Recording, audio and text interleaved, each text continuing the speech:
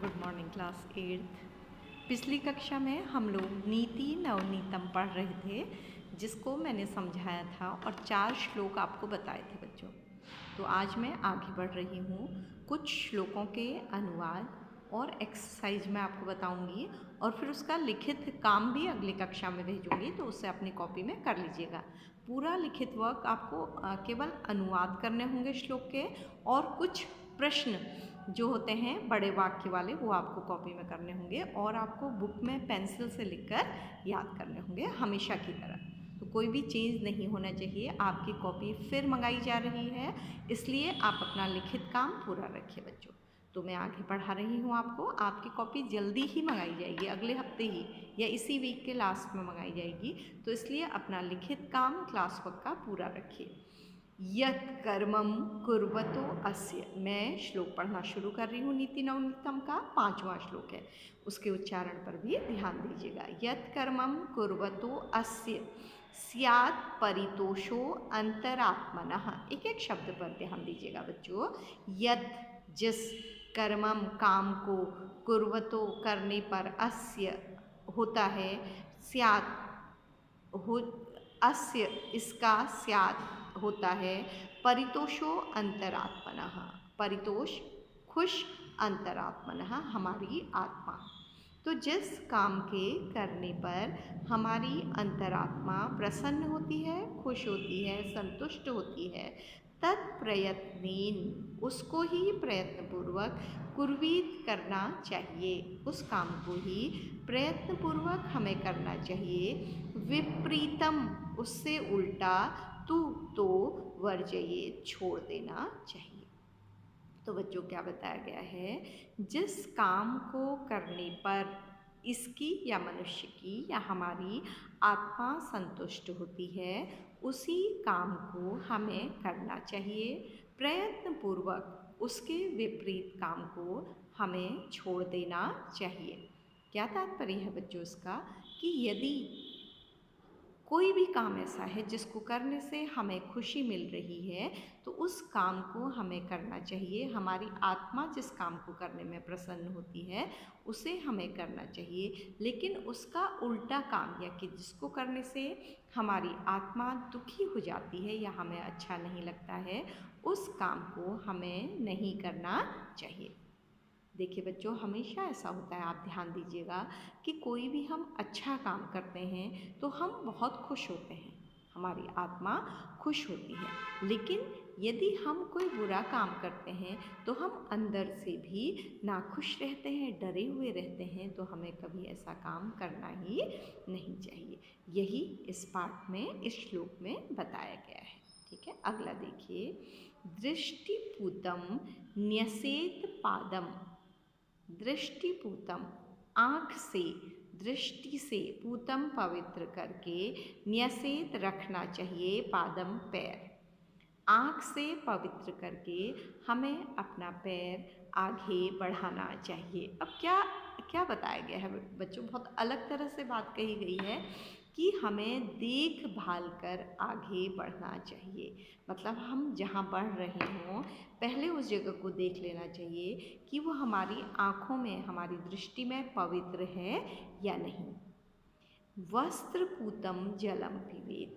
वस्त्र से पवित्र करके हमें जल पीना चाहिए। अब इसका क्या तात्पर्य है, बहुत पहले का है ये।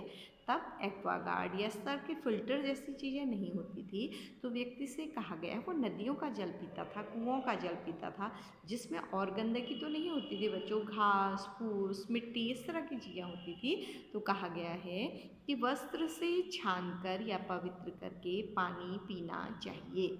मतलब पानी को सीधे नहीं पीना चाहिए।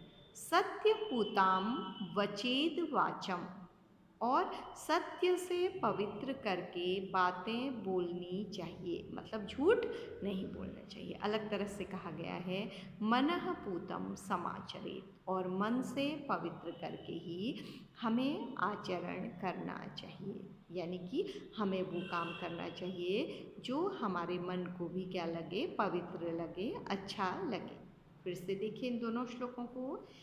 यद कर्मम कुर्वतो अस्य, जिसके कर्म के करने से स्यात् होता है, परितोषो अंतरात्मनः, हमारी आत्मा को संतुष्टि मिलती है, तत्प्रयत्नेन कुर्वीत, उसी काम को हमें प्रयत्नपूर्वक करना चाहिए, विपरीतम तु वर्जयेत, उसके विपरीत आचरण हमें नहीं करना चाहिए।